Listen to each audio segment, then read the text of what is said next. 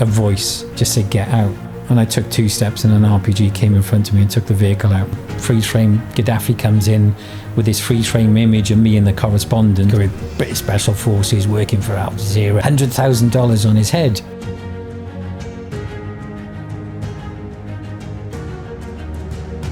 My name's Jay Morton, Veterans for Veterans Ambassador and ex-Special Forces soldier. And today I'm sat with Paul Rees. Paul is a Veterans Liaison for Veterans. And welcome, Paul. Thank you very much. Thank you for having me. I just want to say that it's usually myself sat in your seat, so it's quite interesting I get to interrogate you today. Yeah, this is really surreal for me as well, and I have to admit I am shitting myself literally doing this as well. So the irony, right? Because you know, having heard some of your stories previously, the fact that you sat here like shitting yourself about speaking to me in front of a camera is quite ironic. Yeah, oh, totally. I'm normally in the background, not in front of a camera anyway, and I'm quite happy, you know, just almost in the shadows, and just doing my own thing, not in the limelight. You know, I'm not an individual that likes getting praised a lot or slapped on the back. It makes me I cringe, you know. I'm like a turtle, you know, retreating into a shell at that point. So, I guess we'll start at the beginning with you, Paul. Tell us a little bit about your childhood and growing up. Yeah, so I'm from Cardiff originally, born and bred. My natural father left when I was about a year and a half old, so never knew him my whole life. My mother had a nervous breakdown, so I was raised by my grandparents literally till I was about 13. My grandfather, my absolute hero, he was my role model. Served in the Royal Artillery, joined in 1932, came out in 1949 after Burma. He met my nan. My nan's from Essex. My grandfather's from Cardiff. So he met her, I think it was about 3 or 4 weeks before World War II started. Got married, brought Viola to Cardiff. This is my wife. That was it. Came back 6 years later. Wow. So he obviously went off to the war and then... And he was, you know, he was away. That was it. Yeah. But, you know, that bond they had then... Old school, that, isn't it? Proper old school. Yeah. My nan was in what was called the RAC at the time. I know we shouldn't say that. Women's Royal Army Corps. Royal Army Corps. So, they served for a long time. And all my... early memories of being around the military, you know, all come from my grandfather, my uncle. My uncle was serving 1st Queen Dragoon Guards. He was a corporal in the 70s and 80s in B Squadron, quite notorious. Used to deploy to Northern Ireland with 2 357 Magnums on his hips. So he's quite well known. Is it like private ones that weren't owned by the military? No, they were in the army and the regiment, but he was out on patrol with these, which are... Yeah, that's an interesting story. And a lot of the old comrades, they all know this, and there's a few photos flinging around with him. Growing up in Cardiff, and I was born with a hair lip and had my first operation at 3 days old, and I had 28 operations in total. When I was 6, 368 stitches in my nose and mouth. So as a kid, you know, typical children are arseholes, and they can be really nice, you know, but they can be brutally honest.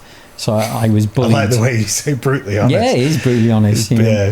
Basically bullying, but brutally 100%, honest. Yeah, you get hazing from a young age. And I had this, you know, and all these different kind of names. And I was an only child, completely sensitive. So I was a complete loner.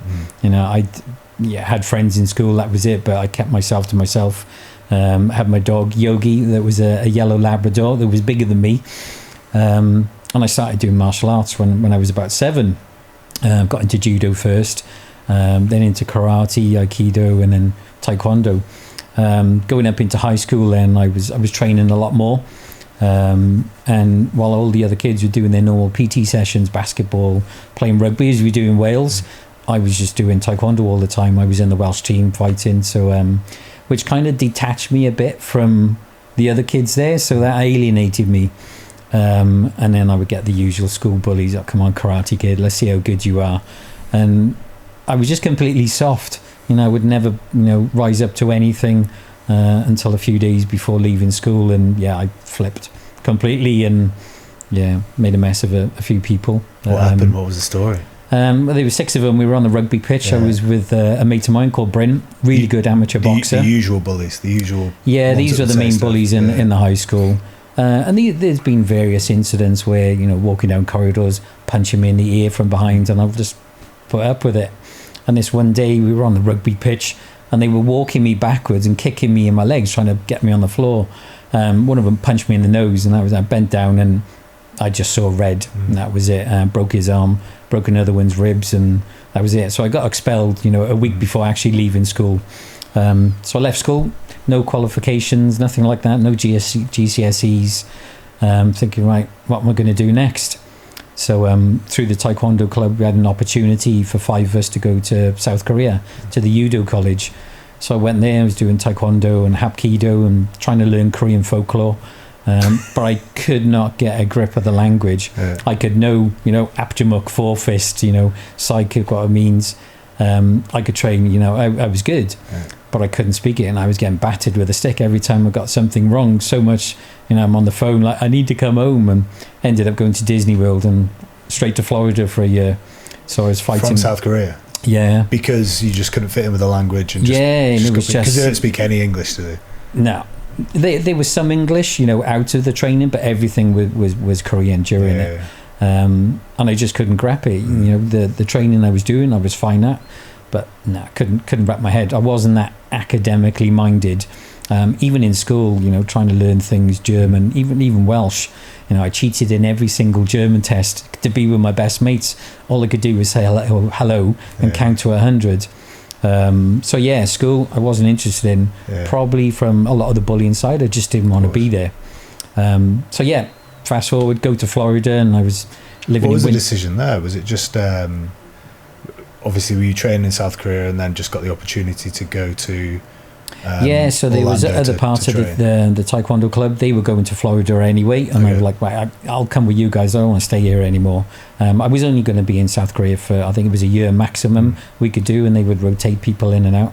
But I went to Florida, and I was there for a year in Winter Haven, just outside of Orlando, just fighting on the tournament circuit and teaching in a local Taekwondo school as well. I was teaching all the little kids, which was like great fun because I was playing games with them, but they were doing fitness at the same time, having little kids, you know, around in a circle, doing leg raises while another one's walking around on their stomachs, and a bit of pain associated discipline, but it's good character building, probably child abuse now, so probably so we're in doing Taekwondo for a year there, fighting on the tournament circuits. I fought and beat who would go on to be the US Olympic champion at the time, so I was Florida interstate champion, Welsh champion, British champion, and did this for a number of years till I was about 23, 24, and then started doing jiu-jitsu, and that was the last time I did Taekwondo. Never did it again. I've trained, you know, in the house, but never done it since. I got more involved with jiu-jitsu, traditional Japanese jiu-jitsu. I guess that would have been before the Gracies took it over and turned it into what is now 100%. Jiu-jitsu, global jiu-jitsu. There's nothing like that, and it was more focused around, you know, more street defense really. Was it knives, more ceremonial or? Yeah, you would do like your katas, even with break falls, and they would use all the main throws from Kodokan Judo. So it was with the Jitsu Foundation, and a lot of the schools in Wales used to just teach in the universities. So my instructor at the time, I used to teach him Taekwondo, and he would teach me more advanced moves. So I only ever took one grade in, never did another one again. I was a third dan in Taekwondo, and I'm like, I don't want to do any more grade-ins, you know, it's not what it's about. So yeah, doing jiu-jitsu for a while. I started working on the doors when I was 18 in Cardiff, which was an eye-opener. That was interesting, wasn't it? I bet there's some stories there. That was an eye-opener, and it was a nightclub called Bowie's, Greyfriars Road in Cardiff, on my 18th birthday. What year would this have been? This was 1989. Right. And it was a great night. Oh, this is brilliant. I was stood on the door for a little bit, but I was inside next to a bar, looking after a bar. And it came to about 1:45, and I remember that song by Black Box, Right on Time. It's quite a well-known song for the late 80s. If I heard it, I'd probably recognise it. But. And this was playing, all of a sudden, it must have been about 20 pint glasses get thrown against the wall. You know, people could smoke then. And it was like the OK Corral. Yeah. And it was just absolute chaos.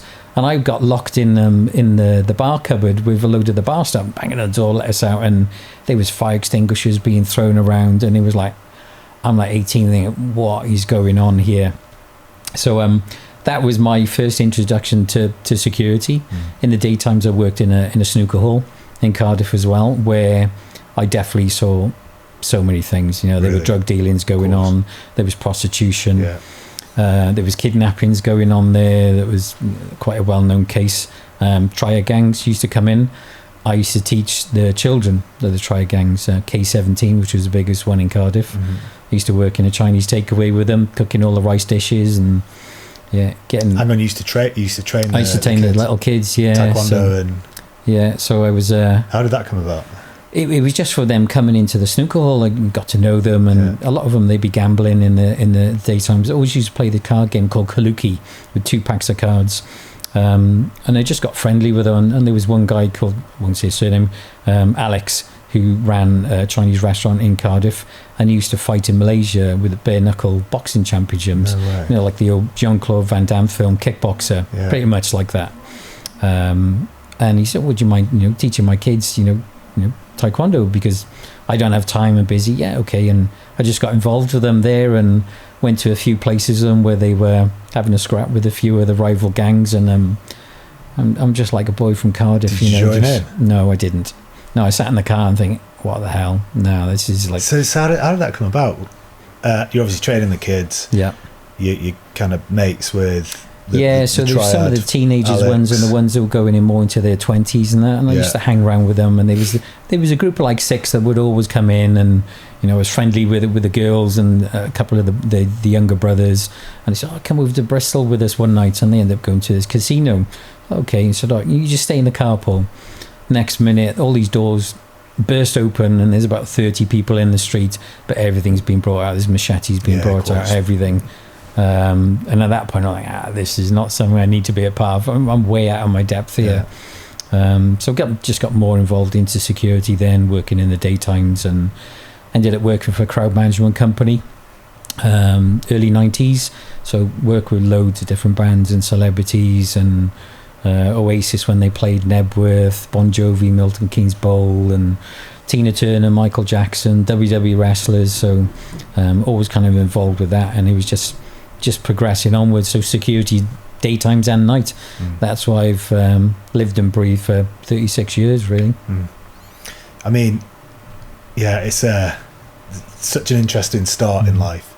Obviously, it's quite interesting how I find a lot of people that go into the military, we start off as these quite soft individuals, but we end up in situations that kind of challenge us or make us almost want to push ourselves more to kind of overcome what it was that we went through as youngsters. I know myself, I was probably very soft individual when I was younger. Always thought that I always would look up to harder lads and be like, why am I not like that? I think that's probably what forced me to join the military, go in the paras and the special forces. But I guess so. Security, you're now 20, mid-20s, early 20s. 23. So going back a little bit, when I was 17, me and my best mate at the time, Stuart, we wanted to join the Royal Marines together. We're going to go in. My uncle, obviously, he just finished serving at that point. Grandfather was still alive. Used to be a time going to the careers office and right, take you in the back room, jump up on the beam, do 10 heaves, and I'm there wiggling my legs around, 9.5, jog on, come back in, 6 months, and it went out of my head. Coming back to, I was about 25 at the time, and I'm like, what am I doing? I was, stood on the door of B&Q on a 12-hour shift, not allowed to stop shoplifters, but that's what you're there for. I'm like, what am I doing? I've always wanted to be in the military, for as long as I can remember. And I went on my lunch break, signed up and went home. And that was it. I was gone 3 weeks later. My mate at the time stitched me up. He was Welsh Guards and put me into the Welsh Guards. I did not want to join the Welsh Guards. Nothing against the Welsh Guards, cracking regiment. But I joined first the Queen's Dragoon Guards, Welsh Cavalry. Wanted to be on main battle tanks. So I arrived at Per Brighton. They're separating all the guardsmen. Irish Guards, Scots Guards. Guardsman Rees, Welsh Guards. I'm like, no, QDG, I'm pay stick right in the side of the air. No, you're in the effing Welsh Guards. I guess that was the thing back then, wasn't it? It was totally. That's that character building. Whacking you around the face with something, or. So I spent 4 weeks in the Nissan huts there in Per Brighton until I ended up going through 80R Winchester, 3 weeks in, tug of war, I was the anchor man at the rear and broke my right ankle. So I ended up doing something like 7 months in basic training. Basic training for me was easy. And I'm not being big-headed about it. The only thing I struggled with, doing the old BFT, if you say, right, go and do a CFT, mile and a half run, you know, 10 and a half minutes or under. Big, right, with the martial arts and the security, my legs have always been strong playing rugby as well, you know, as a kid in Wales. But I had this mental block with this mile and a half run. And I kept pace with a lad who normally do it 7.5 minutes. I would just stop and start walking. And it was just this mental block every time. Quickest I ever did a mile and a half run was 10:03. Never done it under. Seriously? CFT, doing back to back all day long, but just couldn't do it. It is pretty horrible though, the mile and a half. But I've never liked running, and I've always said, you know, if I'm running, something seriously bad is chasing me. And it's just one of those things. I don't enjoy it. I get why people do like it. There has been a few occasions where I've just started doing it, like a whole Forrest Gump syndrome, and I'm like, okay, this is all right, my fitness level's improved. But then as you get older, pains in the knees, back, and I'm like, oh, okay, there's constant pounding. It was not too good. Went through basic training. I was in the Remedial platoon for a while, so we kind of did a bit more than the normal common military syllabus system that they would go through. And there was NCO at the time who was green jackets, who was training to go through selection. I'm not sure if he actually got in.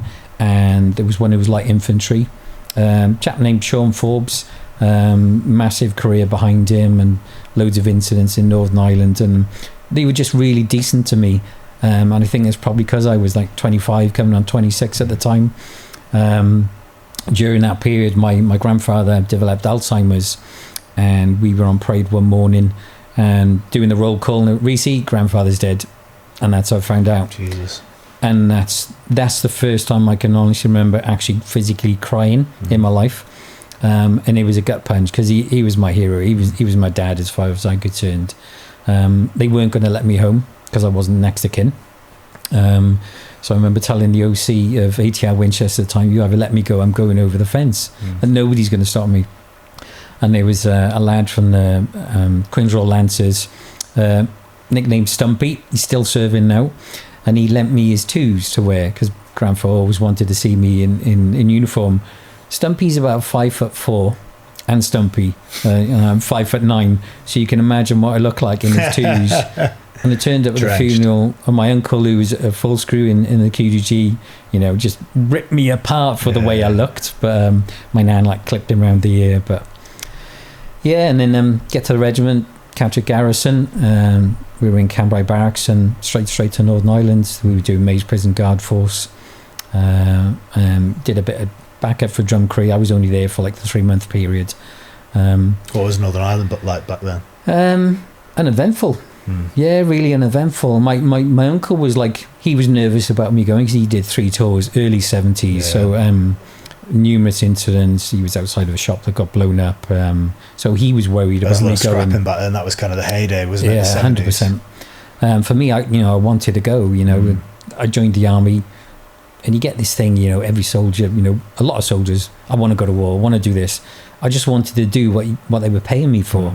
I didn't just want to be on a parade square and going through the motions. I wanted to do my job. It was pretty uneventful. And you're up in the towers over the Maze Prison, which and that was it. Through bricks and petrol bombs come over the wall. There was one pipe bomb, but no, pretty uneventful. And then it was just full into training. Then I was on Challenger 1 at the time, so I was a driver. And then did my gunnery course. That was a short period, and then we're re-rolling back to Reconnaissance. And the QDG, they're a bloody good regiment when it comes to reconnaissance. First Gulf War is what they were doing there, and it is deep reconnaissance now. So nothing against any other reconnaissance regiment, but I'd say they do it better than anyone else. And why is that? They're a lot more relaxed in the way they do things, but they're open to working with other regiments where some people may be a bit closed off. A bit rigid. 100%. Yeah, there's a lot of flexibility. And I remember before we were going to Kosovo in 99, and squadron leader at the time went to be the OC of the regiment. He had me basically teaching jiu-jitsu and just a bit of unarmed combat, and that was the first time I'd ever done anything like that in the military.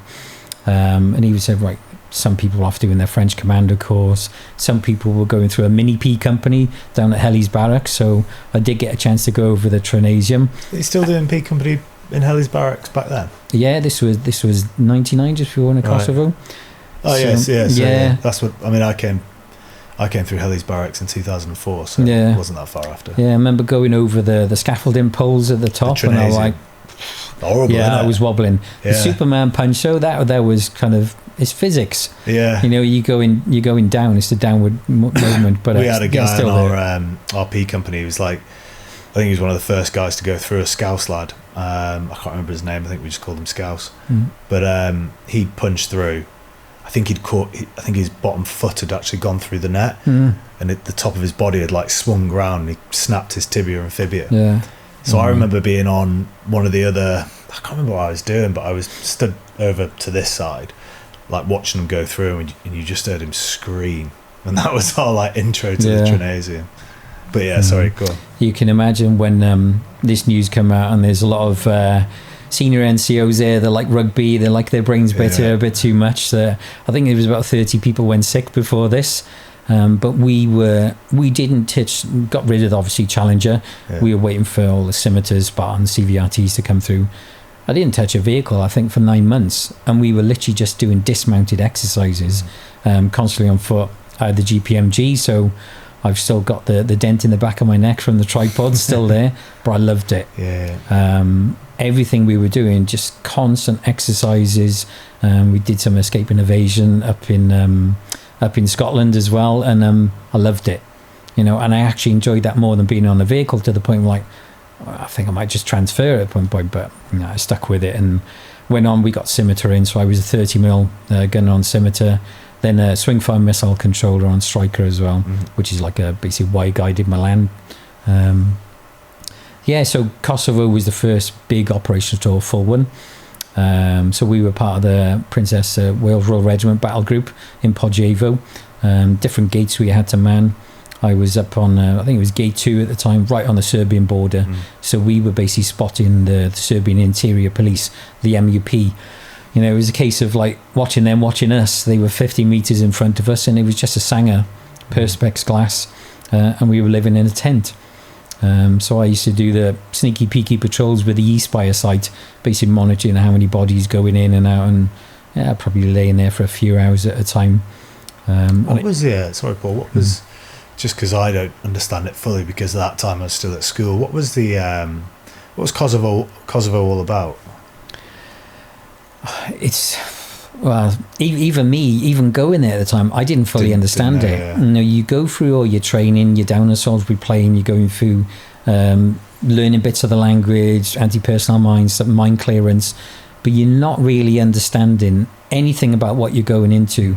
And obviously followed Yugoslavia and these different regions and all these different territories that people claim, right, this was ours, you know, 100 years ago.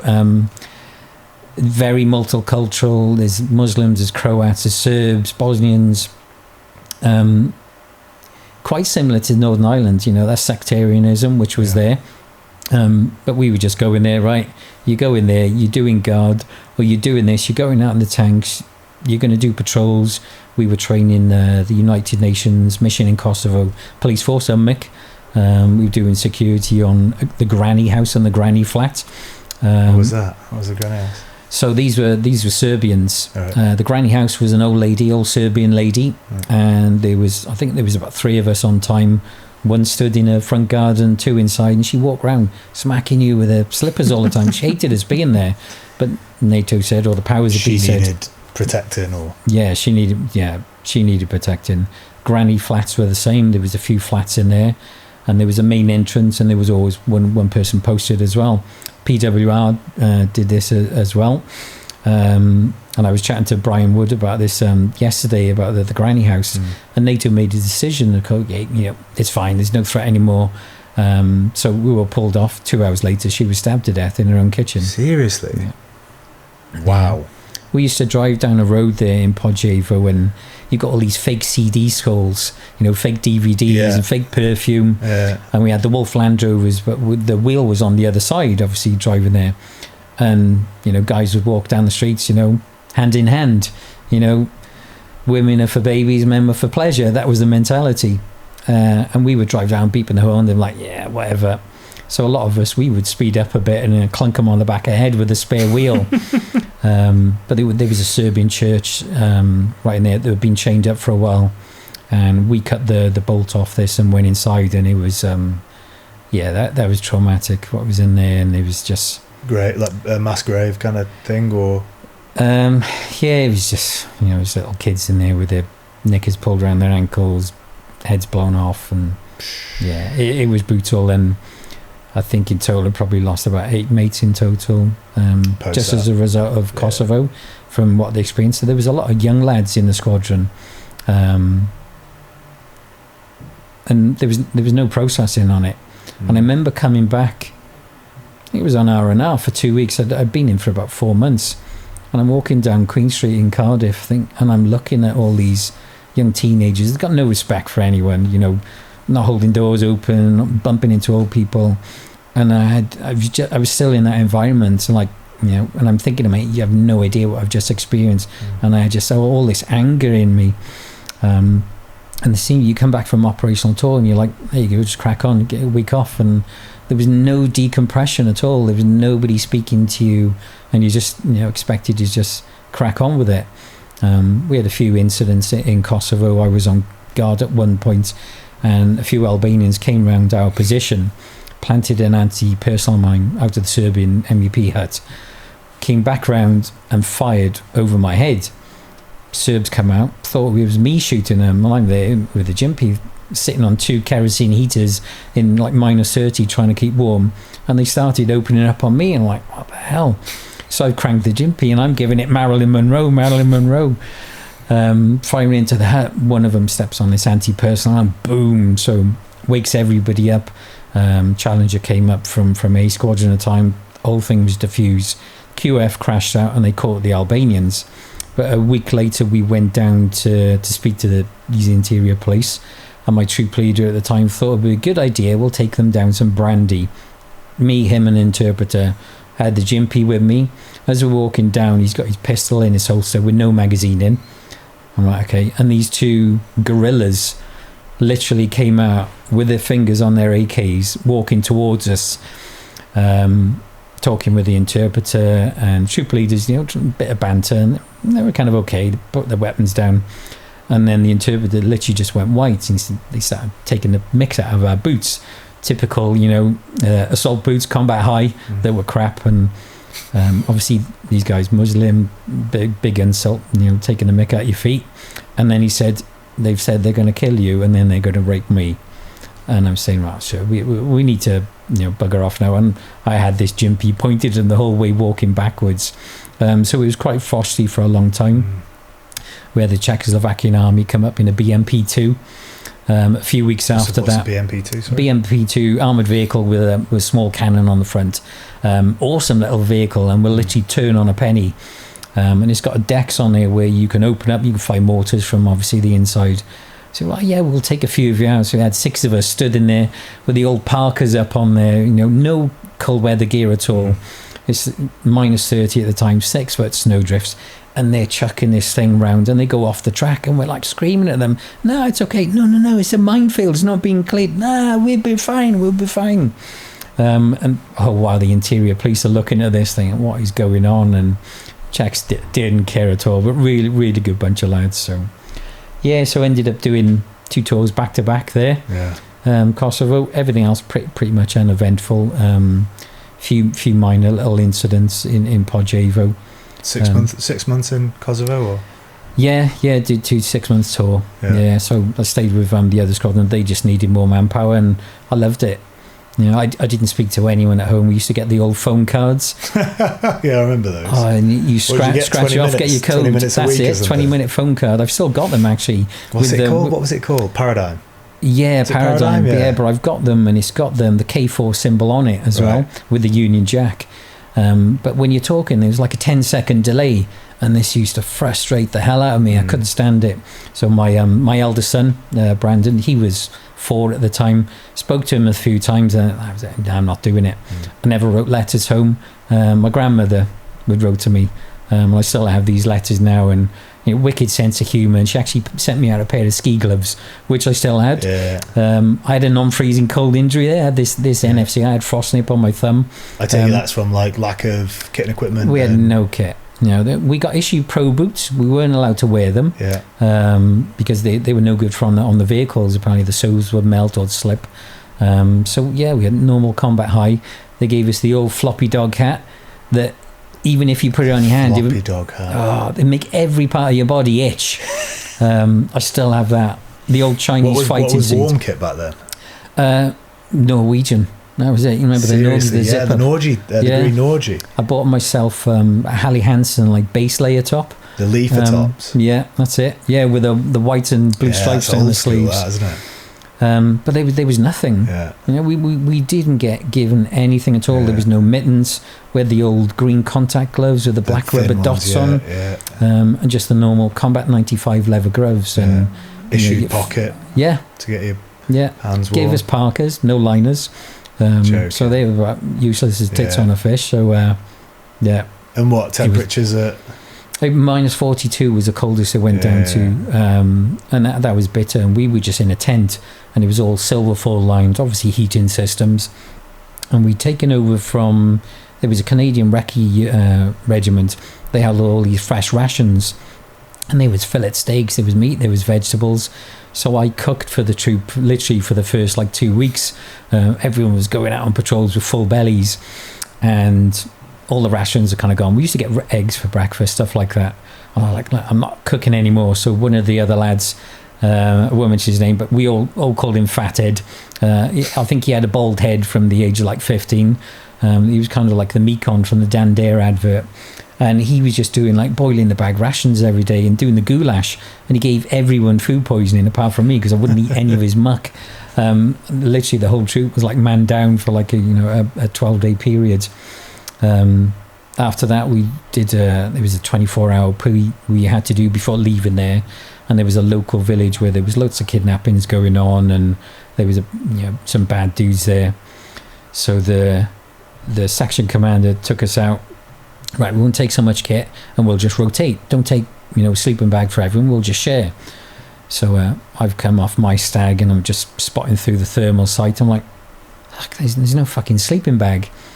So all right, okay, so I've got my foil blanket out of my med kit and I wrapped that around me and I'm literally laying on the floor, and I started going down with hypothermia. At that point, one of the lads woke me up. I was unconscious, so he put me in a sleeping bag with him, and me and the NCO had a bit of a talking to after that. But going into the next day, we're only meant to be there 48 hours, and there was a young lad to the troop, only just joined the regiment. And he was the typical, I'm going to get killed on tour, and oh my God, I'm going to die. Panicking or? Yeah, totally. He was only a young lad, so right, Rees, he's with you. And I was the oldest there. Yeah. I was, again, through the East by sight, and I'm like, what's that smell? And he's there, lit up a cigarette. And the next minute, boom, boom, boom, boom. Like somebody shooting a 20 million AA gun, the ZPGs, a 14.5 millimeter, and all you can see is these trees just splintering around us. So they pinged us straight away. Then you hear dogs barking, so we need to bug out quick. And the section commander's I led them in, map read, daytime. So get us out. It's pitch black. I'm trying to map read, can't see, and I did take a wrong turn. And we're going down into this gully, and I can't remember coming this way. And there's all these little divots on the floor. I'm like, now we need to stop. Minefield. And then he pulls out his GPS, the old Magellans. I'm like, you've had that the whole time and you make me fucking map read by night. So yeah, I knocked him out there, and then that was it. And yeah, got told off for that afterwards. But that was kind of the last main eventful thing, other than leaving Kosovo and we had a massive drive through Macedonia to Thessaloniki. So we got the vehicles on the ferry and then straight to the airport, and yeah, that was Kosovo, bye-bye. And then I think we were back about a month, and we're right, Bosnia's coming next. I'm like, okay, great. So I didn't mind, at the time, my relationship had kind of, deteriorated. I won't say too much about my eldest son's mother. He knows my feelings on that. But they moved back to Cardiff, so he was five and a half at the time. And then Bosnia was coming up, so he was full in training. Again, part of the PWR battle group, so lots of dismounted exercises. But I developed a stomach infection before I got over there. So I was 2 weeks later.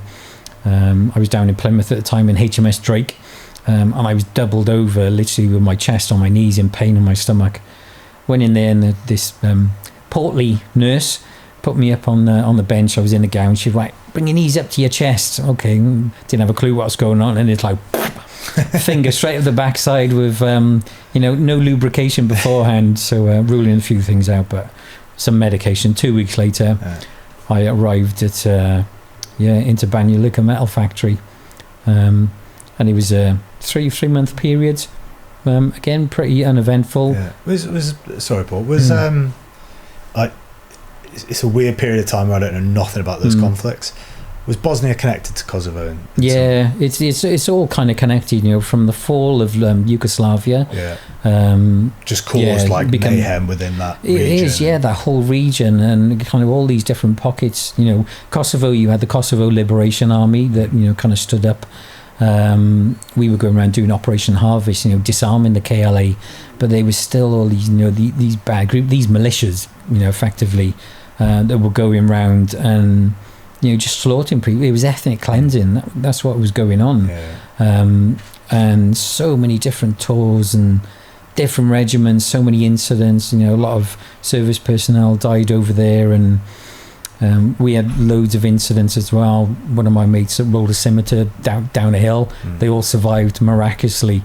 But Bosnia was a bit more chilled out.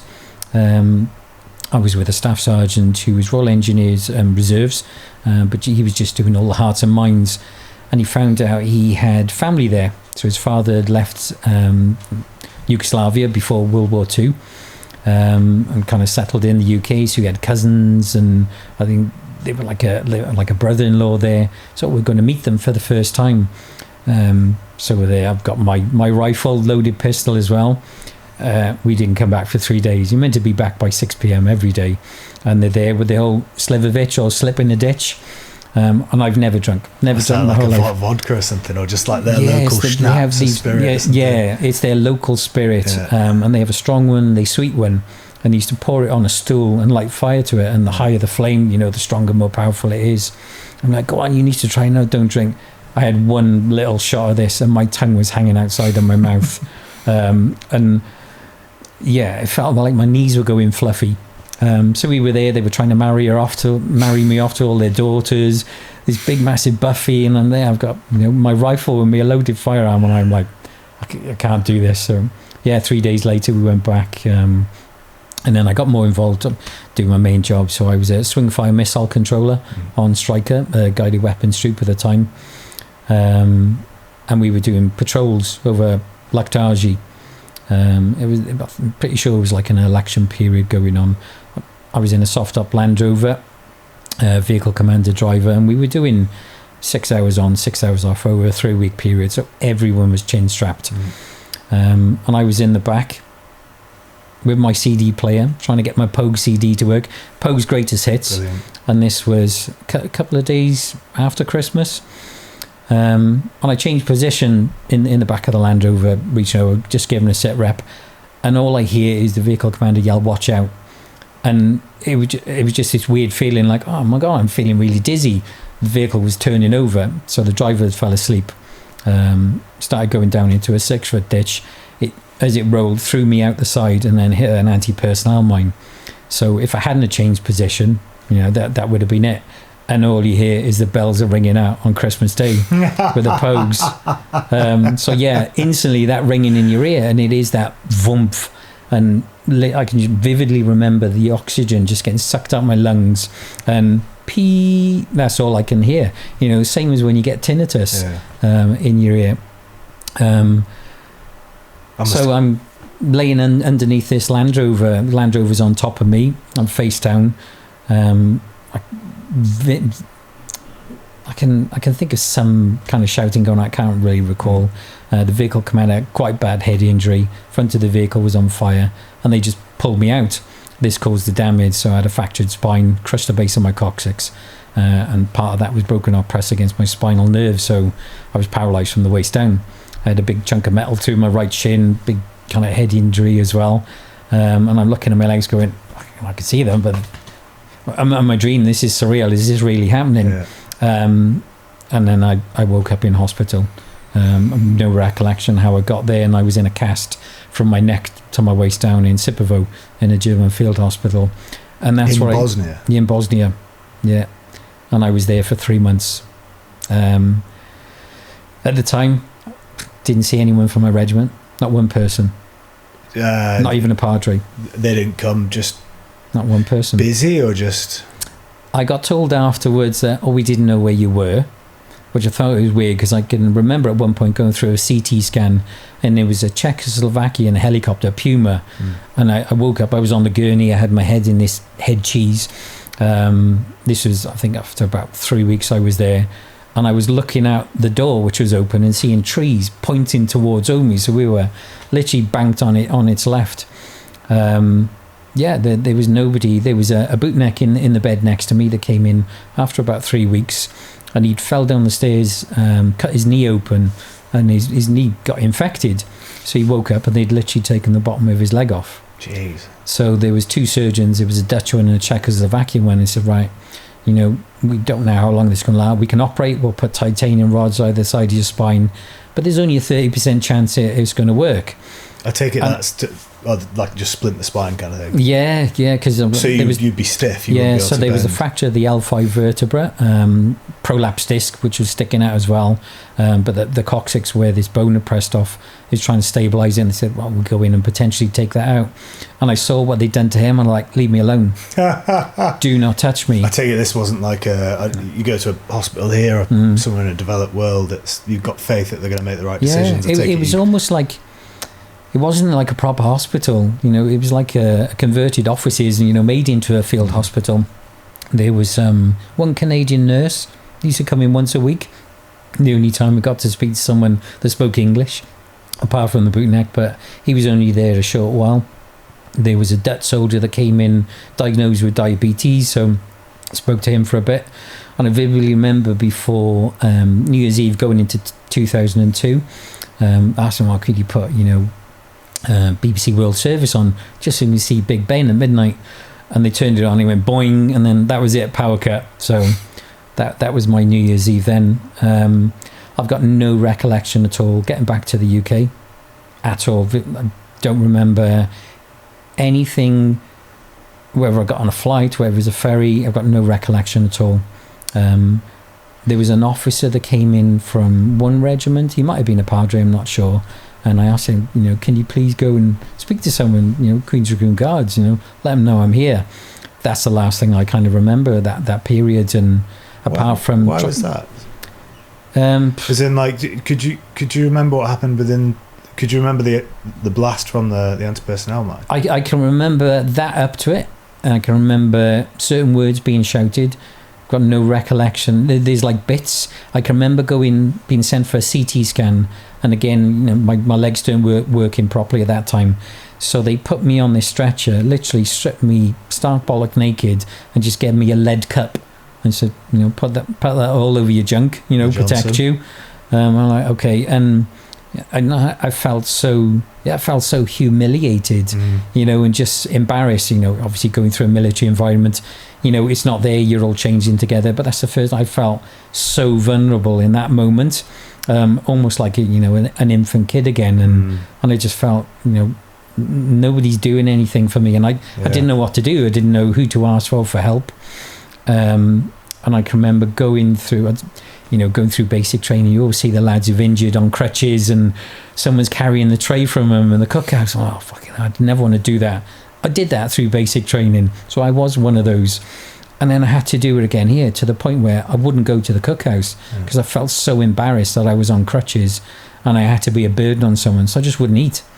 And I was losing so much weight. This is when you got back? No, this is actually still in the hospital. Yeah, and that's the only things I can kind of remember. And other than that CT scan, can't remember anything else there.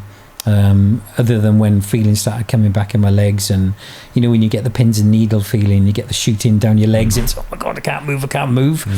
I was getting that, and I was kind of giggling and crying at the same time, and because you know you're getting something back in your legs. It was like, okay, something's happening. When I was back in Catterick, then they were squaring me away for some rehab, so I went to the rehab centre in Catterick for the time. Went for 2 courses of it, and I couldn't run at all. Every time I started to run, I'd do maybe 300 meters, and it would feel like my lower back would spasm. And they said it's just because it's protecting your spine, the muscles. But it was like somebody was bending me over a breeze block backwards. But I could march for a long time. You know, I could put weights on. I was going to the gym. I was swimming, which I wasn't the best swimmer. Doing a lot more swimming, which I think definitely helped. They would give me acupuncture, radial pulse therapy.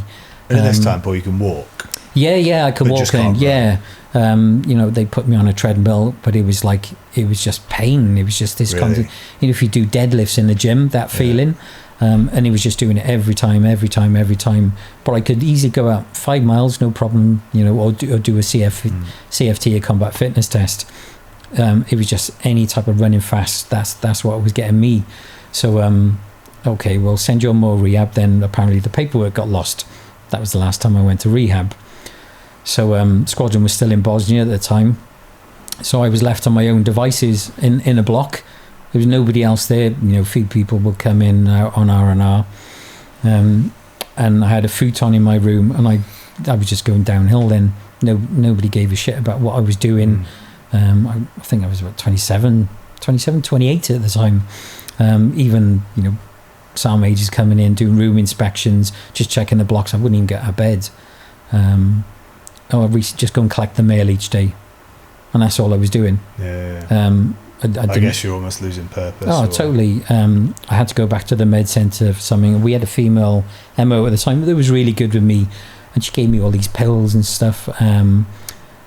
I'm looking at. They were? Yeah, diclofenac was one of them. Yeah, anti-inflammatory stuff. Yeah, and there was another one that was an antidepressant. I'm like, I'm not bloody depressed, but now looking back on it, yeah, I was definitely.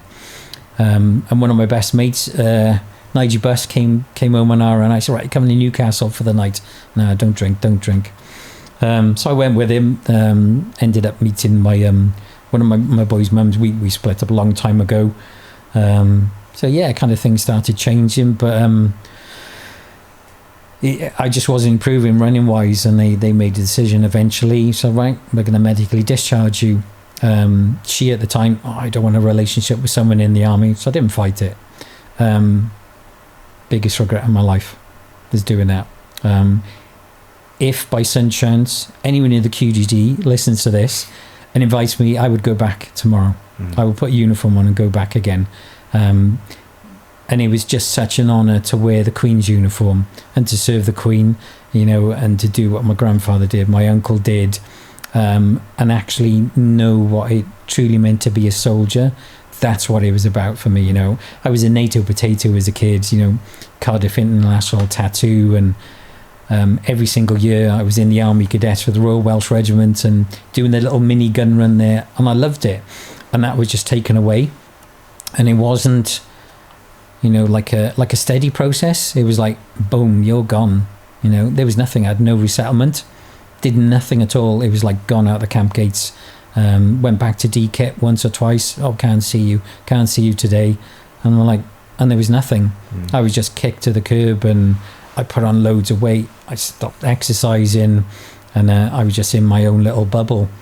And the only thing I used to do then, I used to make model planes and model tanks. And my middle son, Yayan, who's serving in the QGG now, he's a full screw. He was just born then, so his mum went back to work, and I was raising him, which is why we got this really, really strong bond. And eventually moved back to Wales. It was Bamborough we were living in Northumberland, and I got back into security then pretty much straight away.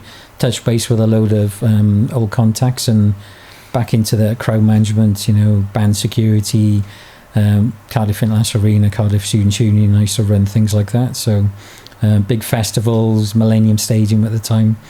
And this went on for a few years, but I'm just going through the motions, and all I'm doing, you know, I'm robbing Peter to pay Paul. You know, not making any money, and on the bones of my arse.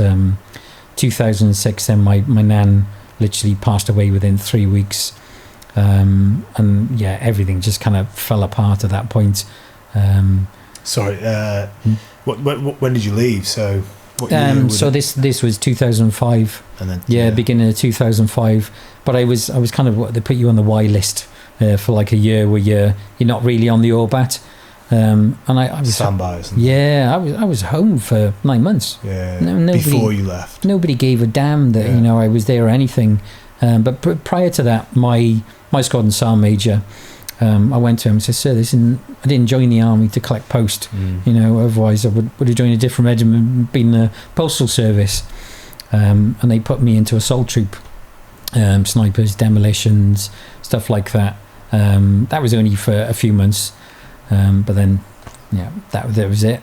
You know, done. And how did that feel like? Because I guess all you wanted to do was be a soldier, right? Like that was a big goal for you. It was like it was an out of body experience. The only way I can describe it is like I'm looking down on myself, going through this thing of leaving the military and not fighting it, but like someone screaming, fight it, put up a fight, do this, do that. But it's like I'm just going along with it, but knowing I'm making the worst decision of my life.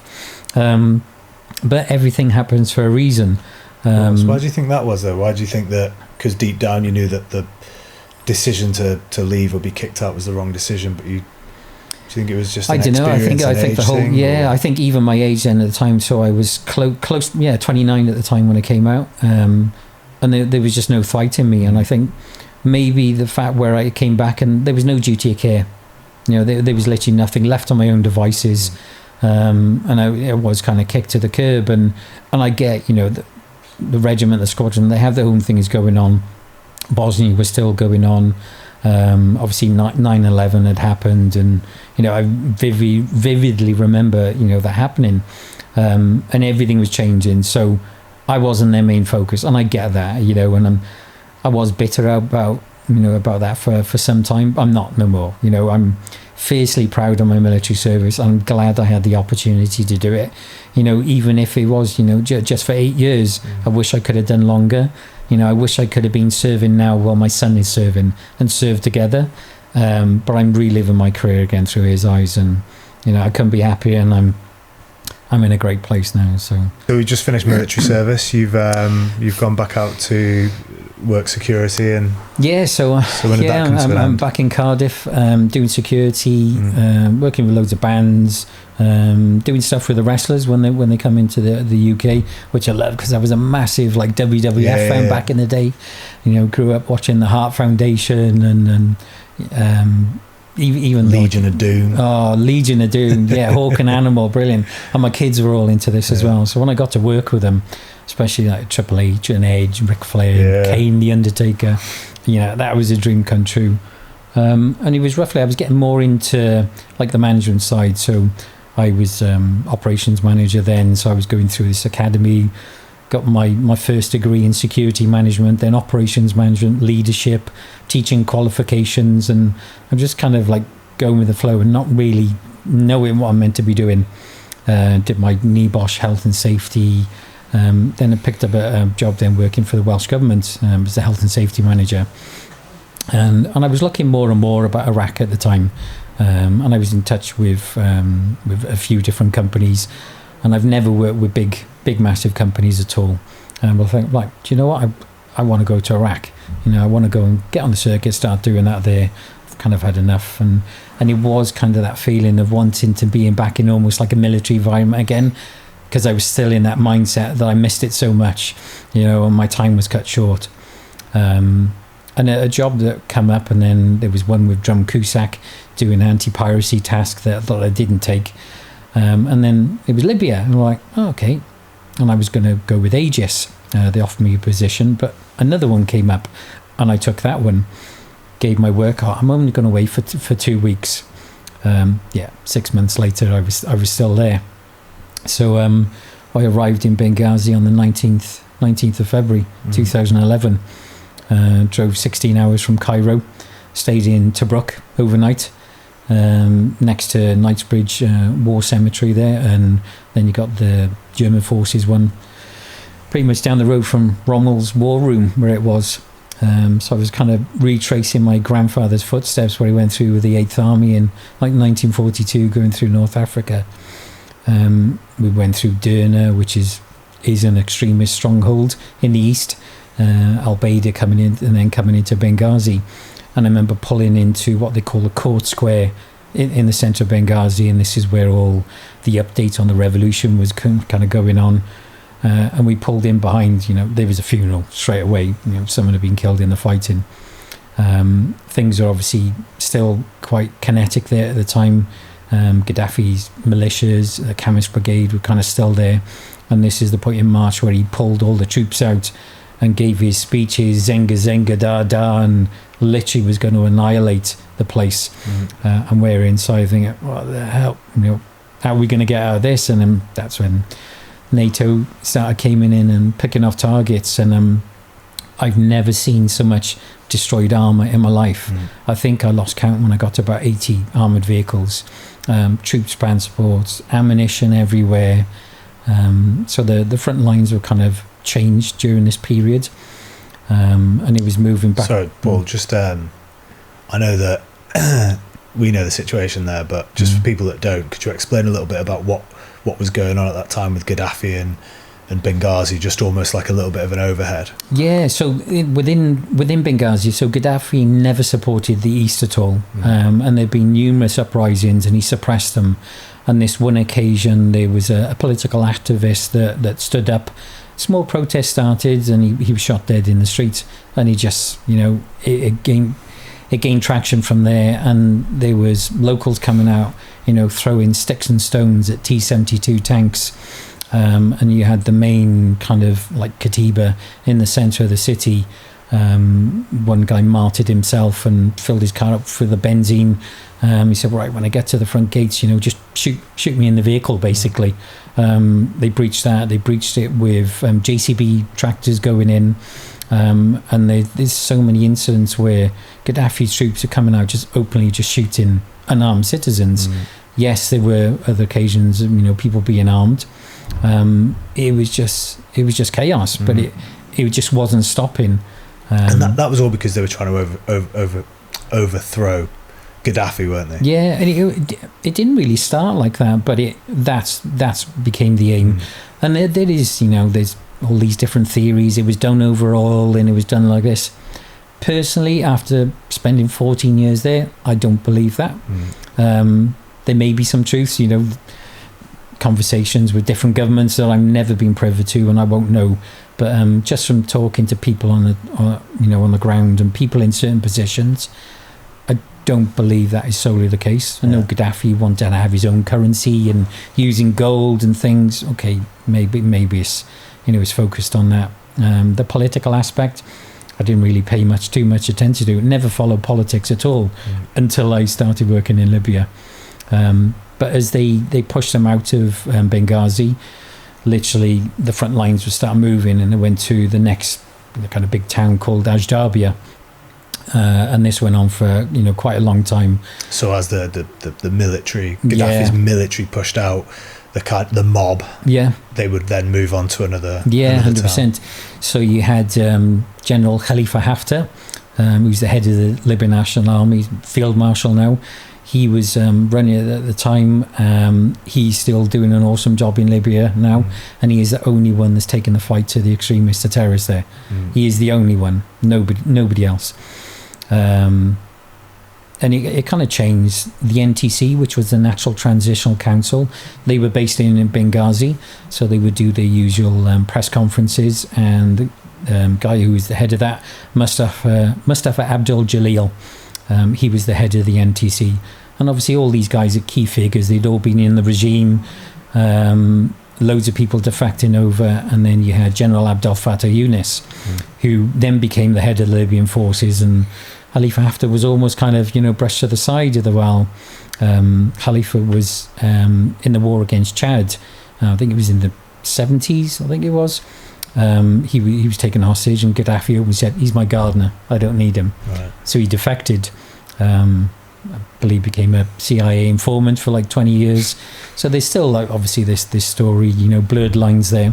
I take it this is the point that Gaddafi kind of loses his head with it all and becomes the dictator. Yeah, he was a very unique individual. Even, you know, developing his green book, you know, the things he would put out on Libyan state TV is just crazy. There was one incident that I was told about, I haven't seen personally, that he controlled Libyan state TV, flicked the switch, and he put his shoes on the floor, and that's all they filmed for 24 hours. Jesus. Just his shoes. Yeah. But that's things, you know, he suppressed extremism. So you had the Libyan Islamic fighting group that were predominantly in the east there, and he did suppress these. He just wasn't support. He didn't support anything like that. But weirdly, he would fund terrorism. You know, funded the IRA, weapons coming there. Lockerbie is another thing that,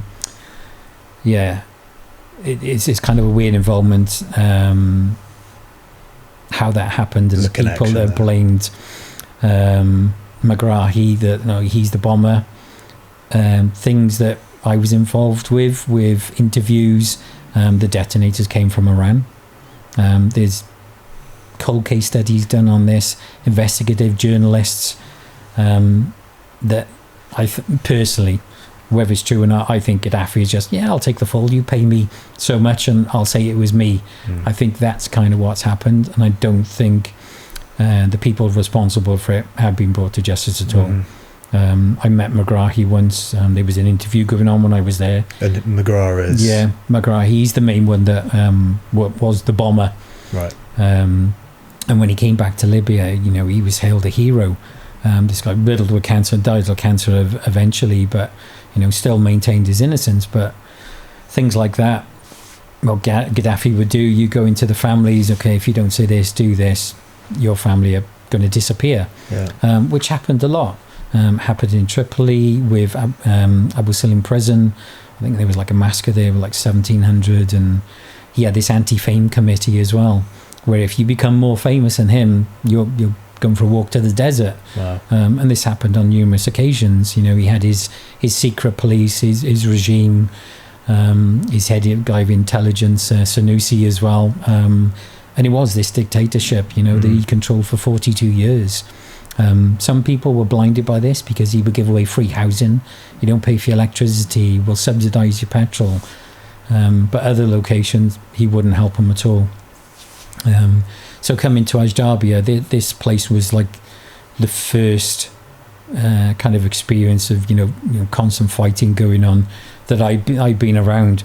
And this went on for a long period, and, you know, they pushed Gaddafi's forces out, then Gaddafi's forces come back in. But he was using a lot of militias from Chad and Niger, and he was paying them money, and the few that I saw that were captured, all this money was fake, gave fake notes. But they would go through and they would ransack people's houses, they would steal, you know, jewelry and everything, kicking in doors and just trashing everything going on. But there was a point to Ajabiya coming in from Benghazi, and it was like a bend in the road.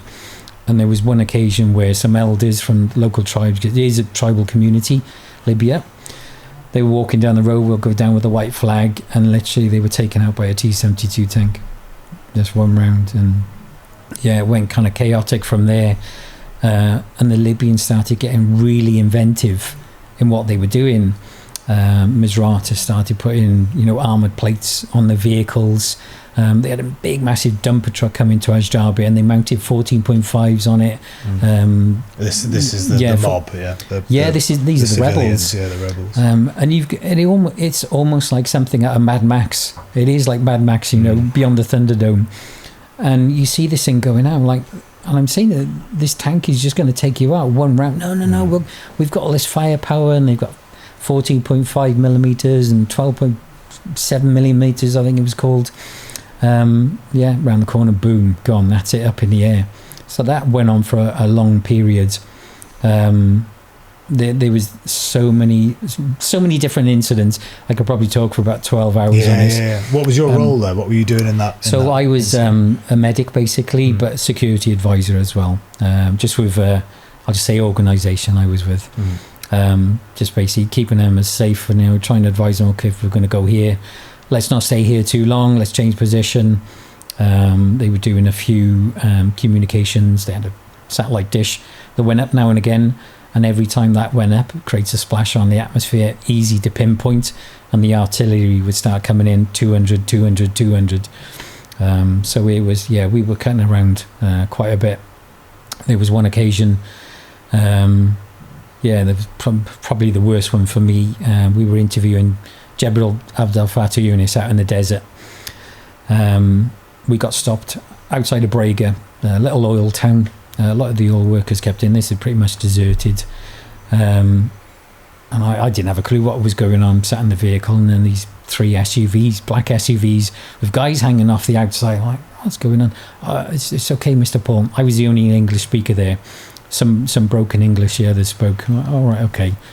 And they were going out. I was into dead ground. I'm like, okay. I was in a Mercedes Vito van. Cameraman gets out, sets up his cameraman, correspondent that I was with, and then my driver. So I'm sat in the vehicle with the driver, and I'm like, oh, go on, Hamid. They're from the Obeidi tribe. And I said, go on, say hello, big thing. And Hamid, I think it must be mid-60s now. He gets out, left his AK inside in the footwell, which is always on my side. And I can physically remember a voice just say, get out. And it was like somebody had tied a rope around the inside of my spine and pulled me out of the vehicle. And I was just kind of sat there, best get out. And I took 2 steps, and an RPG came in front of me and took the vehicle out. So it went right across the passenger side footwell, detonated at the rear. Again, massive explosion. I didn't even hear it coming. The first I knew about it was this almighty bang, and then peep again. And just getting showered in shrapnel. I didn't have time to drop to the ground. She just flinched, closed my eyes. That was it. Lifted my head up, and correspondents there doing the whole chicken man, battle shock victim, literally spinning around on the stop with his ears. It was just chaos. All the rebels were running around, all the bodyguards with the general. And I just ran forwards, grabbed the correspondent, and I'm like, where can I go? And I just ran in a direction, and that's probably the only time I've run since leaving the military. Must have gone about 600 meters, and I'm looking, where can I put him? There's no cover. So I just pushed him down in the dirt, and I knelt over him with the AK. Then there's mortars coming in, and there's some small arms fire going on. Everyone's jumping in the vehicles, tearing out. My teammate was there. All their windscreen got blown out, so he obviously bugged out, get out of the killing zone. And then I've seen Hamid on the floor. The cameraman's filming, so I'm like, do I leave the person I meant to stay with the whole time and go and get Hamid? So I did. I ran back on Hamid, picked him up, and I literally dragged him the whole way back. And this is the general that you're interviewing, right? No, the general had already gone. Okay. Yeah, rebels left us completely. Yeah.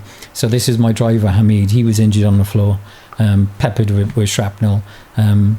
Pulled him back to the correspondent, and then Issam, the cameraman, still filming everything. And I'm yelling him. And then literally there was just like a small sunburn behind him, and this head popped up. And okay, what the hell? So I pointed the AK, flicked the safety off, and popped up again. Okay, and there's some small cracks coming in. I've got no clue where this coming from. I'm like, well, it's got to be them. And next minute, RPG comes up and aimed it at Issam. So sent him a couple of messages, and then it was like that whack-a-mole game. I almost laughed. Another head popped up, so it did the same, and there was just deathly quiet. So started patching Hamid up. He had loads of bits of shrapnel in his back and everything. I had blood pouring out my right ear, and right, we can't stay here. This is like 40-degree heat. We're in the middle of the desert, and I said, we need to try and make our way back to Ajabiya, closest town. And the only way we could do it, we'll follow the pylons back. So got them up. Hamid was able to walk, and literally carrying a camera. I had my med kit with me. And my teammate came back with a couple of rebels. They caught up to him initially and said, no, they're all dead, they're all killed. He's like, oh my God. But he came back, so I needed to make sure. So jumped in the back of some pickups, and in Ajabiya, in the hospital, and then back to Benghazi later that night to the Uzo Hotel. And every single day around about 5 p.m, everyone, all the males would congregate there, and they would see what's happening in the news today, what's the update on the revolution. And everyone's going, Al Jazeera, Chakba, and they're chanting away. They're, maybe they called Gaddafi. No, Mr. Paul, look. And there's the footage from today, which they put on, and me obviously carrying an AK, which was one meant to be armed, but I only took it out of the vehicle because he left it. But it is what it is. And they're like, Mr. Paul, look, and then freeze frame Gaddafi comes in with this freeze frame image of me and the correspondent. I've grabbed him running away with the AK, and he's like, he's going British Special Forces, working for Al Jazeera, working for the rebels, British Army's here, and he's ranting raving CIA, $100,000 on his head. Hang on, sorry. Yeah. So incidents happened, you've gone back to the hotel, you're now watching the news with... I was eating some olives and some tuna, so I went back to the TV. It's just a normal restaurant in the hotel, and every single day you get the press that would come there, so everyone comes in to watch the news every day. What's the updates, what's the latest, what's going on with the fighting, where's the front line today, because it was constantly moving. It was just uproar, everyone's chanting, typical, Allahu Akbar, and everyone's going on. I'm thinking, they've called Gaddafi or something's happened, turn around, and I'm just watching the whole footage of just what's happened earlier. I'm like, oh, fuck.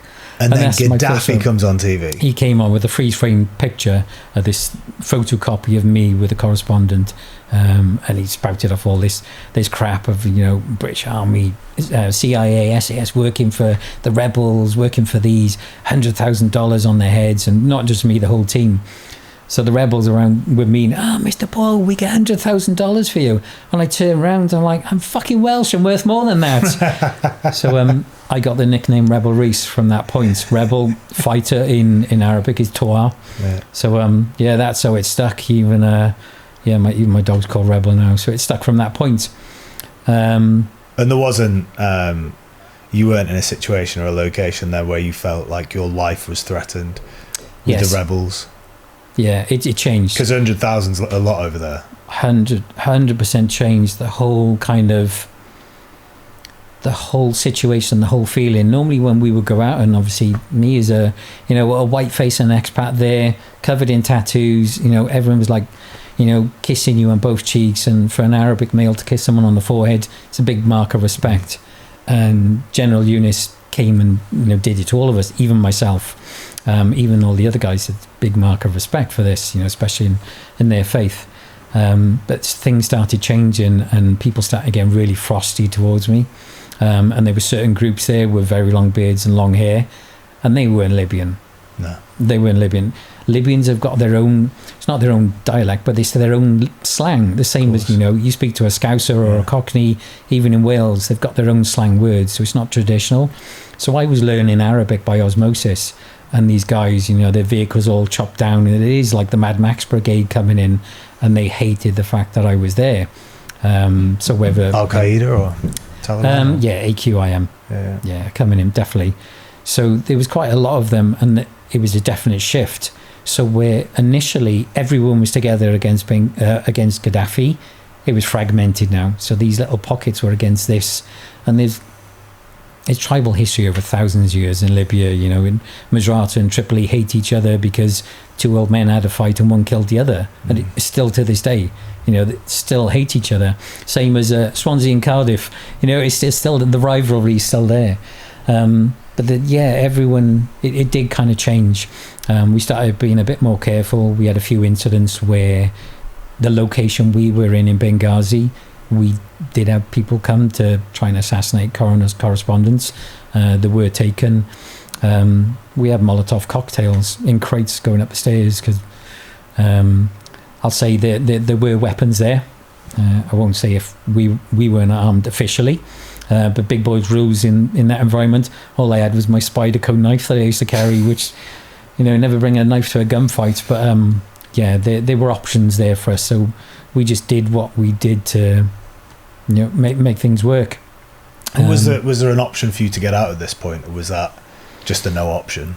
I could do, but I was enjoying it in a weird way, and there'd be times where we were on the front line and doing a piece to camera, and I'm stood behind the camera, and you can literally hear the artillery coming in, and numerous times jumped on top of the correspondent, and I'm laying on top of him, and I can generally remember it, and that's the first time I've felt terrified in that environment, and you hear it, and just close your eyes, this is it. And I was convinced a few times that would be the last time. One occasion the rebels opened on us with the North Korean little 107mm rocket launcher, the mini Katyusha, firing at us, which is not nice to be on the receiving end, and these bombs dropping everywhere, numerous occasions. So I ended up finishing with that team and going with a different group.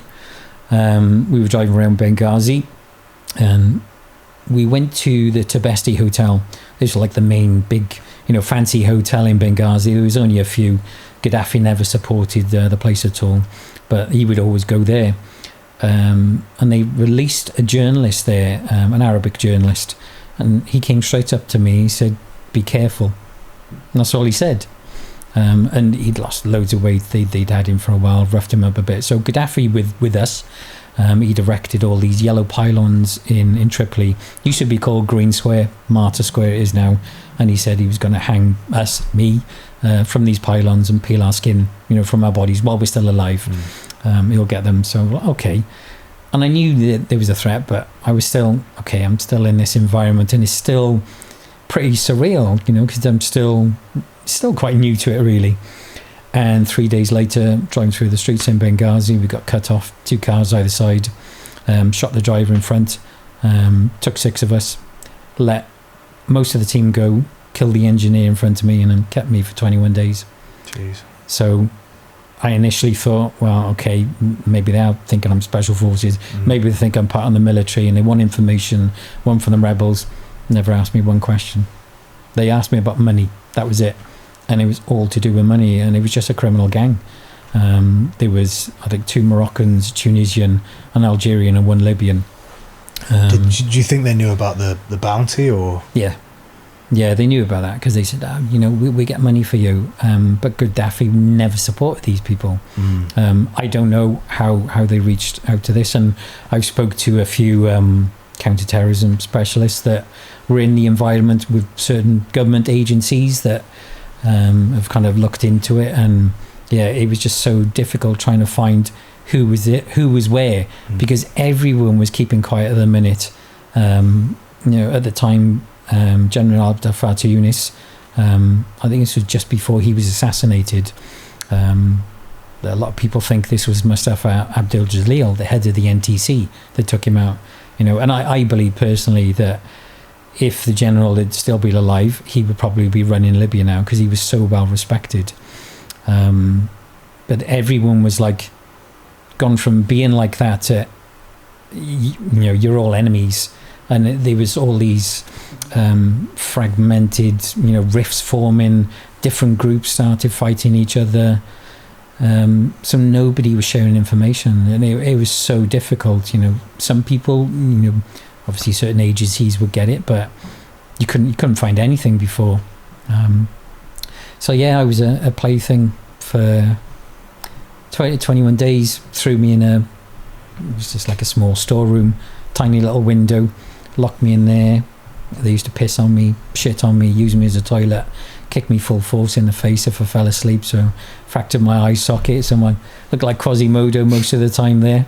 Maybe it could improve my looks a bit, I don't know, but I would get some rice or some couscous thrown at me, maybe once every 2 days. They'd give me a cup of water, they spit in, piss in, and I left it for like 4 or 5 days, but I was drinking it, because I was in bits, and in my head I'm thinking, they'll be fine, I'll be let go in a minute. And it was going on, and they would take me out, they would tie my hands behind my back and stick me on a stool, put a rope around my neck and give me a little nudge, but they were doing it every single day, like 4 or 5 times a day, to the point like, you can do something else. I don't know how brutal you want me to go into this, but there's some things they did to me I've never told another man, and I'll never do that because I'm ashamed of it. I did tell my wife, and I did tell a counsellor, and that was kind of the worst thing for me. But I think towards the end of the 2-week periods, it was like they were getting fed up babysitter me. There was no food being brought in. The beatings had stopped, which was great. There was the young lad, I think he was a Tunisian, must have been about 26, something like that. He's the one that would come in with this couscous and just throw it down. Always come in with an AK pointed or a pistol. And they started bringing this machete out, and I vividly remember it. It had like holes drilled in the blade. I'm like, okay, and it was just something in me. I was like, I need to get out. And I never thought about it until that point. Like, get myself out. I just couldn't understand why I was there. And then when they started saying, well, yeah, we'll get money for you, you know, how much money you got in your bank, and, you know, never carried my phone with me. I had a little burner phone, that was it. Took my knife off me, which I was absolutely devastated about because I had it for years. And this lad came in one day with this AK on his phone. AK's pointed that way. He goes, yeah, blah, blah, blah. And I just grabbed him, and I just put him in a headlock, put him in a sleeper hold, and I just squeezed longer for the time that, you know, you should be squeezing, to the point where I know he isn't going to get back up. Grabbed his AK, and I literally went out the door. As I came out the door, there was a Toyota Hilux truck there. Clambered up onto the top of it. I think I had a fractured wrist. They pulled all my fingernails off and pulled 3 of my teeth out. I was a mess, still, you know, looking like Quasimodo. And I clambered over this wall and just landed like a sack of shit. And I'm sat on the floor, bumped my head, so I've got a nice head injury as well to add to it. And there's the coffee shop we used to have breakfast in every morning in Benghazi. So I'm crying, sobbing, and laughing at the same time. So I stumbled across the street, still holding his bloody AK. And I've gone in, and the shop owner, Fauzi, oh my God, Mr. Paul. And he used to make me these little torpedo rolls with like mincemeat and harissa every morning that I loved, but would go through me like an Exocet missile. And he came in, he hugged me, he was crying, and they got on the phone to some rebels. They come down, and one of the ones that I knew, and I'll show you a picture of him later, came back and gave me a big hug. Everyone was crying, gave me 2 magazines and just said, come. And now, I'm not saying I was the greatest soldier ever, but you know, I love being a soldier, and I knew what to do. And it was instantly, you just get back to that main gate, and I had them stacked up behind me. They all wanted to run in. I'm like, no, wait, because I don't really know what's in there. I knew where an office was to where I was going, and I walked into this office, and fuck it, I'm going to say it. This guy raped me. I was tied down on a bench, and they had a gap in between the bench, and this guy jumped on my left shoulder from behind. The back of my hand was on my back. Tore my rotator cuff, so many issues, ripped the scallion in my neck, everything. And while he did that, yeah, he fucking raped me. And that's the first time I've ever admitted anything like that to another man, other than my wife. And I think that happened, and then I woke up 3 days later in a hotel suite in Cairo with my own nurse and my own doctor. And I remember waking up, and I'm like, okay, it's weird, there's no air conditioning, and just white fluffy. I honestly thought I was I was in heaven. And I was like, oh, this is not too shabby. And this nurse came in, an Egyptian nurse. I'm like, she's pretty fit. She said, this is getting even better. And I'm like, Mr. Paul, are you okay? You know, it's fine, you've been unconscious, and had an IV in me. Are you hungry? And I was like, can I have a cheeseburger and chips? And it was the best burger I've had in my entire life. So yeah, doctors kept me there for a while, and I think it was about a month and a half later I was straight back into Benghazi. Do you know how you got there? Do you know who? No. Yeah, they just drove me. Yeah, drove me with a 16-hour journey minibus. It was all paid for. The organisation I was with, their big boss came in one day and said, thank you for saving my staff's life, you know, here's some money. I'm like, I gave it to Hamid. His vehicle was his livelihood, kind of like a taxi service. Gave the money to him, and I'm still keep in touch with him, you know, to this day now. Amazing. And again. But yeah, move on then straight to Misrata. Misrata was like, you could probably liken it to Fallujah in Iraq. You know, it's that environment. We went in, small camcorder, and we got surrounded. hospitals were kind of underground, and that was just carnage, absolute carnage. To the point they gave me an FN SLR, 2 hand grenades, 2 magazines. Please help us. And it was that point. It was like, right, I either do it, I'm going to die myself. So, just fortifying positions, getting them to dig trenches. Like, no, because the bombs will fall in the trenches. Like, no, bombs explode, the shrapnel goes out, it hits your femoral artery, you're dead. I was probably about 600 metres from Tim Hetherington when he was killed, the journalist. But typical then, the Libyans didn't know anything about, giving any type of field medicine, anything like that. Bundle you in a blanket, get you in the car and drive you. And I wanted to run over, and I just stand on his leg, do something, but like shove you out of the way. And it was just a different environment. It was different mentality. And even later in my service, they saw the same thing again, over and over again. So Misrata was I didn't think I was going to make it out of Misrata at all. And that was all Gaddafi's militias around. They were shooting kids for fun, who were collecting water. And I ended up getting out of there on the Ankara, which was a hospital ship, and we went back to Benghazi, and that was it. I was done at that point. I'm like, right, I'm gonna leave.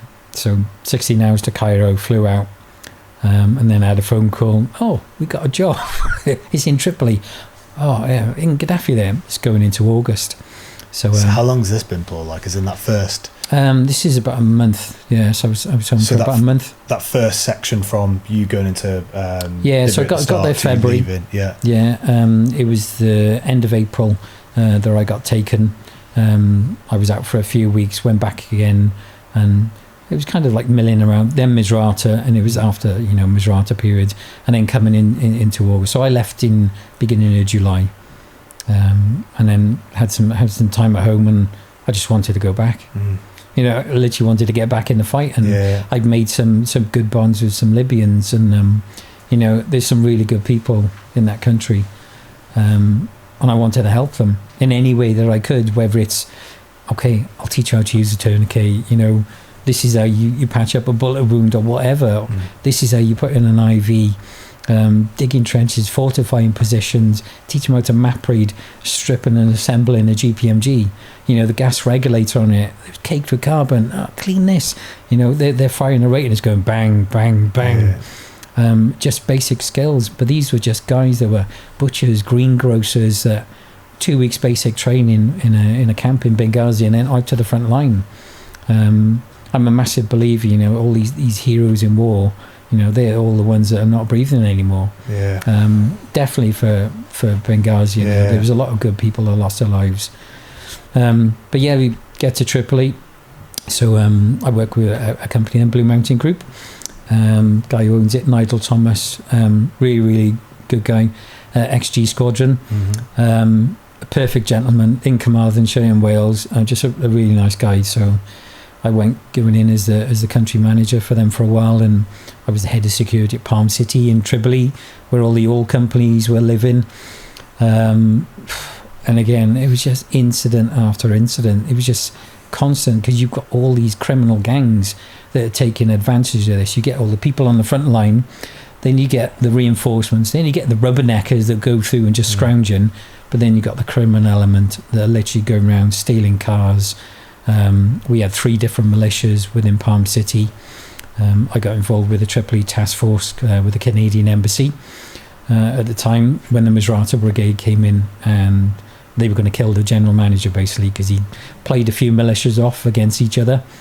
And one of their leaders, Osama, he reminded me of Captain Pugwash, but a solid bloke, lived in Leeds for a long time.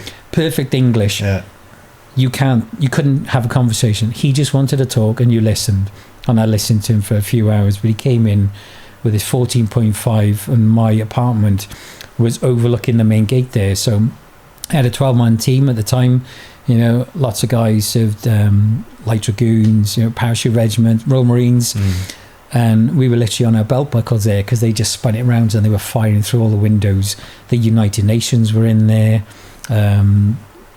British Embassy had, obviously, spooks were down there as well. And they came in, right, we're going to get Melvin. They shot couple of the militia guys inside.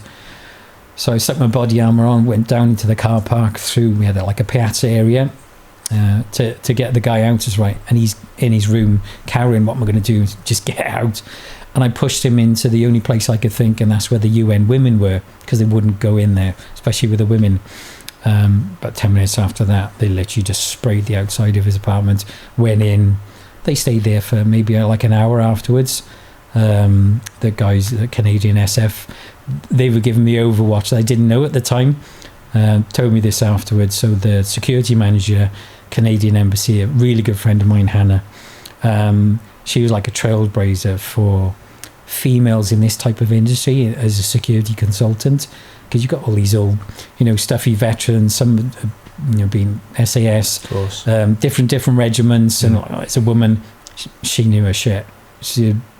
I've never come across anyone else that knew her stuff, especially intelligence-wise.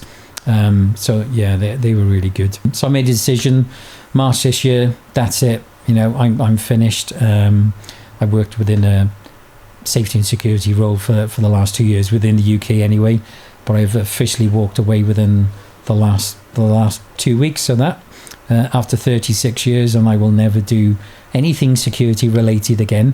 If someone asked me for advice or any information, I would help someone out. What was the decision there then? Because you've put so much of your time, energy, effort, emotion, everything into it, to just walk away from it like that. Is there I think a big thing, especially people being on the circuit now, the draw is the money a lot of the time, and it was the draw. I was first class flights to Vegas, octagon side at UFC 200, and sitting next to Dolph Lundgren on one side, thinking, I'm just a boy from Cardiff. I'm really out of my depth here, and that's not what life is about. And you miss everything that's going past. Your kids are growing up, you're not seeing them. What happened to me in Libya, they all kind of came to a head. 2019, where I was in Libya's biggest oil field. Not proud of things I've done. Never drunk my whole life, never taken drugs, but did a few things that really, really hurt my wife. That I will constantly ask for forgiveness for the rest of my life and beyond. And I went down that downward spiral. 2 points where I was going to take my own life. When I was stood on the inside of a stairwell of 8 flights and don't remember stepping over there. And I can vividly remember my heart just going boom, boom, boom. I thought I was going to drop dead. Because the one person in my life, other than my grandparents, that helped me much is my wife. She is the reason I am still here. And I was on FaceTime with a loaded 9mm in my mouth. I cleaned it, even got specific cleaning oil gear and stripped it. I took a picture of it beforehand. Really weird, like I was going through a ritual. And I stuck it in my wife in my mouth on FaceTime when I was on FaceTime with my wife, and just flicked that safety off, and I started squeezing it. And she just said to me, "What about Yayan, my son?" They all know he's my favourite son. I've got 3 sons. I love them all dearly, but because we've got that bond, and that's the only thing that stopped me coming back home then. And my black lab bear passed away two years ago, and that broke me to the point where I just wanted to be with him. And that's how I started my journey into becoming a pastor. And everything that I've gone through, and my wife would always say, you're really arrogant, and the things you say in this, and I'm like, oh no, I'm not. I thought of just me. And I look back now, I was actually. It was things I would say and opinions. Even when you talk about PTSD, and I always used to think, if you had that, you should never been in the military, and and now I think, what a arsehole to say something like that, because I had no real understanding of it, and didn't understand that I was actually going through it myself. And it's to the point where I said to my wife was going to go. She was like, "That's it, I'm done. You're on your own." And I'm like, fuck. I would doing anything, and I'm smashing up my room and just completely flipping out like I was possessed. And we ended up speaking to this counsellor that literally changed my life overnight. Changed it overnight. And it's been this journey, and there's still this journey going on now. To now I'm now a pastor. So my focus now is working with veterans, and anyone that's got a story, not just veterans alone, civilians that are struggling and need a bit of help, assistance, anything, you know, is my job as a pastor, more of an evangelical pastor as well, is to, you know, God's on your side. And like I said, you know, this verse, Matthew 22:36, if you haven't got a sword, sell your cloak and buy one. And that's the current state we are now. What was there like a defining moment that made you turn to God or turn to be a pastor? Do you know, like, because you hear different people's experiences, and there's usually like a moment where, I don't know, you change your belief. There's a few little drip feeds that come in. So my so Yaya's partner Millie, always call her my future daughter-in-law.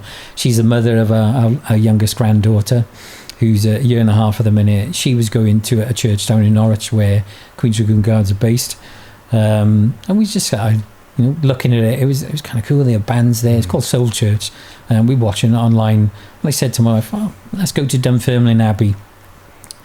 We went there, and it was just stuffy and old-fashioned and not personal. And I'm like, nah, it's not for me. Let's go to my local parish church, 2 streets away from where I am. And the minister there, she's about 5'4", she's 81, been in ministry for years and years. And she was asking me afterwards, what have you been doing? So, I've worked the past 14 years in Libya. And she leaned forward and she said, I delivered 2 of Gaddafi's grandchildren in the 70s. So I'm like, there's a sign.